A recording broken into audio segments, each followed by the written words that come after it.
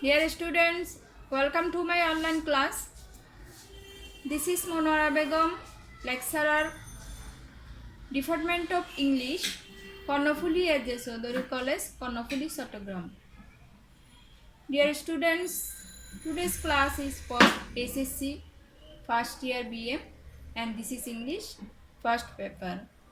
Hope you are safe and sound by the grace of the Almighty Allah. In this pandemic situation of COVID-19, I am also fine. Dear students, our today's topic is unseen comprehension and this is from part A.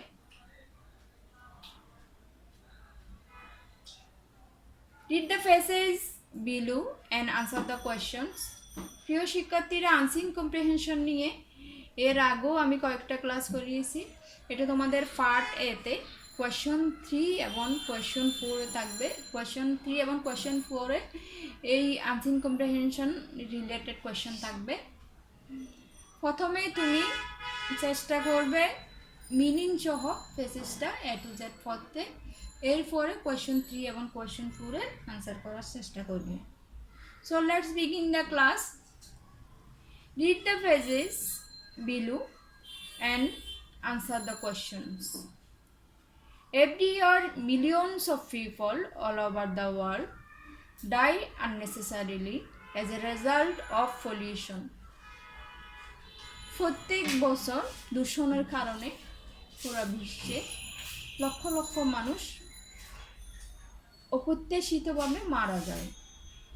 These unfortunate and avoidable deaths are brought about by 4 specific factors. এই দুর্ভাগ্যজনক এবং অপ্রত্যাশিত মৃত্যু 4টি নির্দিষ্ট কারণে হয়। Firstly, প্রথমে air pollution from factories, burning trash and vehicle fumes causes pneumonia, bronchitis and other respiratory diseases. প্রথম যে কারণটা ওইটা হচ্ছে যে বায়ু দূষণ। Firstly air pollution from factories. Air পলিউশনটা কোথায় থেকে হয়? ফ্যাক্টরি থেকে, বিভিন্ন শিল্প কারখানা থেকে হয়। বার্নিং ট্র্যাশ, বিভিন্ন বর্জ্য পদার্থ যখন পুরানো হয় ওখান থেকেও সাধারণত এয়ার পলিউশনটা হয়। অ্যান্ড vehicle fumes, যানবাহনের ধোঁয়া থেকে। কজেস নিউমোনিয়া, এই সমস্ত কারণ নিউমোনিয়ার মতো রোগের সৃষ্টি করে। ব্রনকাইটিস হচ্ছে শ্বাসকষ্টজনিত রোগ। And other respiratory diseases. Respiratory disease হচ্ছে শ্বাসকষ্টজনিত সব রোগকে সাধারণত রেসপাইরেটরি ডিজিজেস বলেন। দেন water pollution from industrial discharge, the indiscriminate disposal of toxic chemicals and the dumping of human waste into rivers and canals causes poisoning and waterborne diseases such as cholera and diarrhea. তোমাদের বোঝার সুবিধার্থে আমি এখানে যে new ওয়ার্ডসগুলো আছে আমি meaning সহ বলছি। এই সেন্টেন্সে দেখো, then water pollution from industrial discharge, বিভিন্ন শিল্প কারখানা, ডিসচার্জ মানে পরিত্যাগ করা বা নিক্ষেপ করা। যখন বিভিন্ন শিল্প কারখানা থেকে তাদের বিভিন্ন বর্জ্য নিক্ষেপ করা হয় নদী অথবা খালে।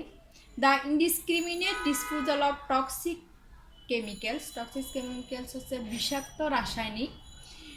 ইনডিসক্রিমিনেট মিন্স বিবেচনাহীনভাবে যখন বিষাক্ত রাসায়নিক বিভিন্ন নদী এবং খালে নিক্ষেপ করা হয়। And the dumping of human West into rivers and canals, এই কারণগুলোর কারণে causes poisoning and ওয়াটারবোর্ন diseases such as cholera and diarrhoea, বিষাক্ত এবং পানিবাহিত, ওয়াটারবোর্ন মিন্স পানিবাহিত রোগ, diseases such as cholera and diarrhoea এবং কলেরার মতো পানিবাহিত রোগের সৃষ্টি করে।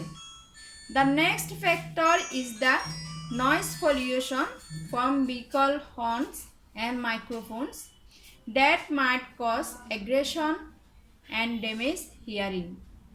The next factor is the noise pollution এরপরে যে কারণটা ওটা হচ্ছে যে শব্দ দূষণ from vehicle horns and microphones, বিভিন্ন ধরনের যানবাহন এবং হর্ন থেকে এবং মাইক্রোফোন থেকে, that might cause aggression and damage hearing, এবং এগুলা এই ধরনের কারণগুলা মানুষের হিয়ারিং শ্রবণ শক্তি যেটা ওটা ধ্বংস করে ফেলে এবং অ্যাগ্রেশন সৃষ্টি করে, অর্থাৎ হতাশা আক্রমণাত্মক মনোভাবের সৃষ্টি হয়।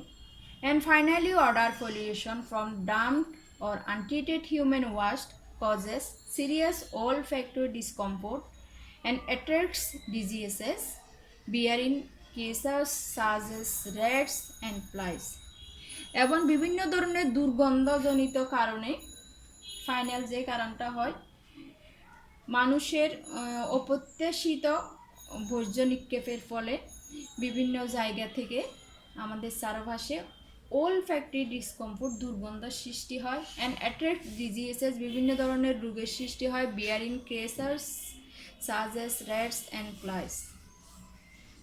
ইঁদুর এবং মাছির মাধ্যমে বিভিন্ন এই ধরনের প্রাণীর মাধ্যমে ছড়িয়ে দুর্গন্ধের মাধ্যমে আমাদের মধ্যে নানা রকমের রোগের সৃষ্টি করে।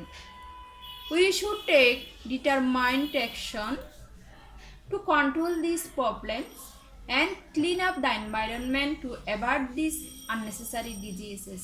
আমাদেরকে অবশ্যই দৃঢ় পদক্ষেপ নিতে হবে এ ধরনের সমস্যাগুলো কন্ট্রোল করার জন্য, নিয়ন্ত্রণ করার জন্য। And clean up the environment, আমাদের পরিবেশ পরিচ্ছন্ন রাখতে হবে।